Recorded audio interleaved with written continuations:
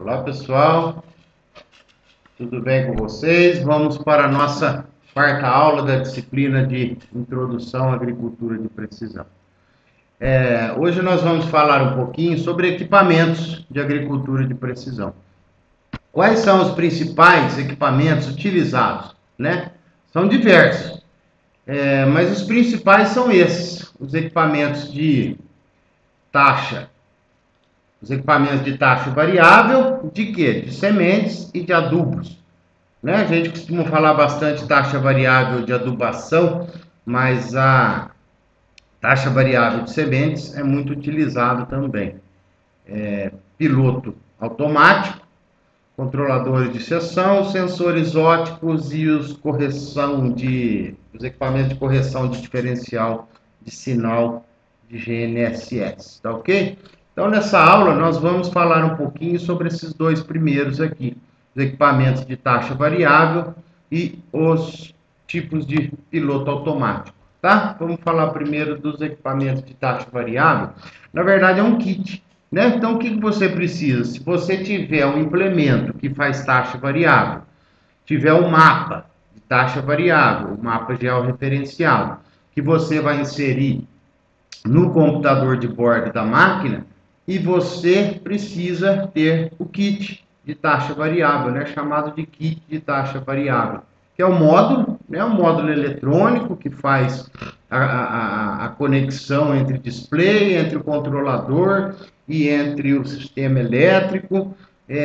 O display, propriamente dito, que é onde fica o computador de bordo, onde vai ser inserido o pendrive com os mapas, aonde o operador vai fazer a programação da operação agrícola. O controlador de taxa variável, que vai lá no implemento, que é quem controla a rotação, né? Aqui vê que tem um sensor, esse sensor ele controla a rotação das engrenagens, né? Para fazer a variação de adubo e a variação das sementes, tá? É o mesmo kit pode ser utilizado para controlar a taxa variável de semente e de adubo.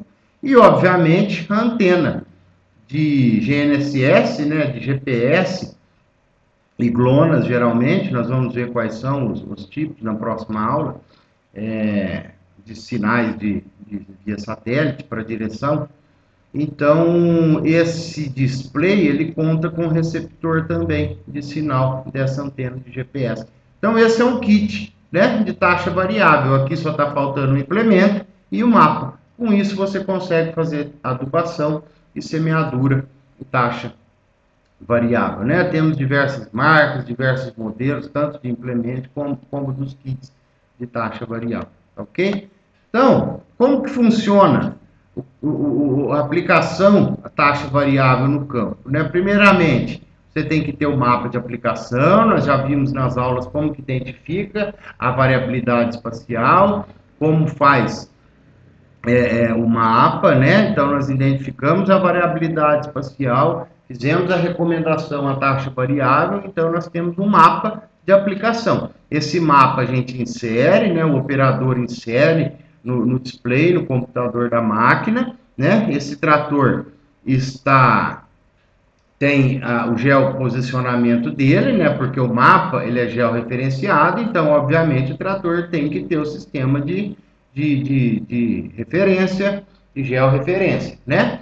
Então, tendo o mapa no trator e você tem esse controlador, é aquela ECU, né? O módulo que está naquele slide anterior, que vai enviar um sinal lá para aquele atuador de taxa variável, que é quem vai fazer a variação das doses, né? Esse atuador, ele tem os sensores que controlam a rotação, né? Aqui nós temos a bomba hidráulica do implemento, que vai fazer abertura e fechamento da taxa, tá? Então, os sensores detectam a velocidade de engrenagens, velocidade da esteira, do implemento, e o atuador é quem controla a variação de dose, tá? Então, repetindo, tem o mapa de aplicação de taxa variável, inserir no trator, o módulo vai enviar o sinal para o atuador, aonde vai fazer a variação de doses, e os sensores vão corrigir essa variação de dose e identificar, mostrar lá no display da máquina como que está a aplicação, se está correta, tá? Então, como nós temos o GPS, nós também temos que ter a correção de sinal. Então, esse é o ciclo de taxa variável, tá ok? E no caso seria, né, essa aqui é uma imagem empírica, hipotética, né, mas vejam que o trator, conforme vai andando, ele vai fazendo a variação das doses, tá ok? Então, principal economia, principal motivo que se leva a utilizar a taxa variável, tá aqui, ó, doses pequenas ou doses nulas de adubação, né? Aqui, ó, doses pequenas ou nulas que não seriam praticadas no processo convencional, como nós já falamos nas aulas anteriores, ok? Eu não estou conseguindo mexer meu mouse, mas tudo bem. Então vamos falar, então nós falamos de taxa variável, agora vamos falar do piloto automático e barra de luz, né? É a mesma coisa? Não, não é a mesma coisa.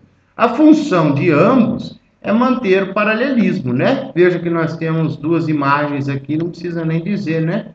Com piloto e sem piloto, ok? Então a função das barras de luzes e do piloto automático é manter esse paralelismo.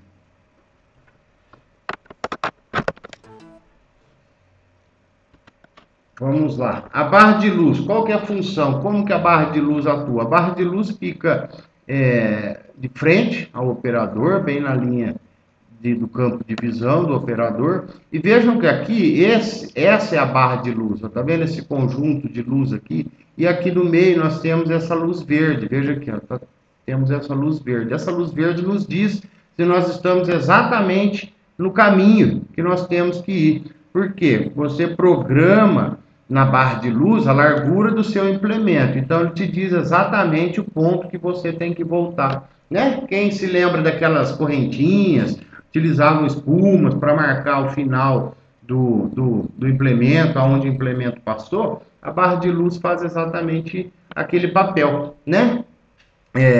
Aqueles ganchinhos que tinham no sulcador, a barra de luz entra no lugar daquele tipo de marcação, né? Então, aqui, ó, chamada de estrada virtual, tá ok?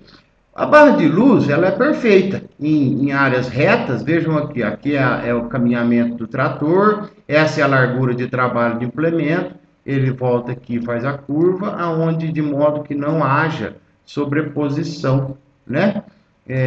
De uma passada para outra no implemento, certo? Aqui, em linhas retas, em percursos retos,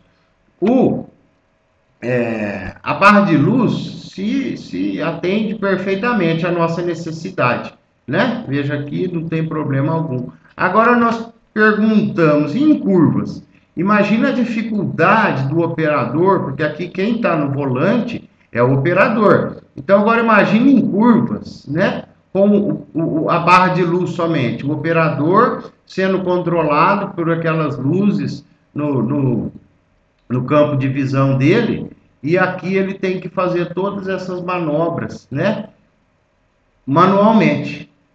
Com a barra de luz, isso é muito difícil, a gente não vai conseguir a precisão necessária entre as passadas. Aí então entra o piloto automático, né? O piloto automático é um sistema que é o piloto, né? Entra no lugar do piloto, do operador, e aonde ele não tem mais atuação no volante, o operador, e sim esse piloto automático que vai pilotar a máquina. Então, o piloto automático, ele tem as visadas, né? Quanto mais, isso aqui nós vamos ver na aula de GNSS, mas quanto mais satélites dando visada ao receptor de sinal, mais preciso é, né? Nós temos precisões aí de menos de 1 centímetro tranquilamente quando a visada satélites é boa.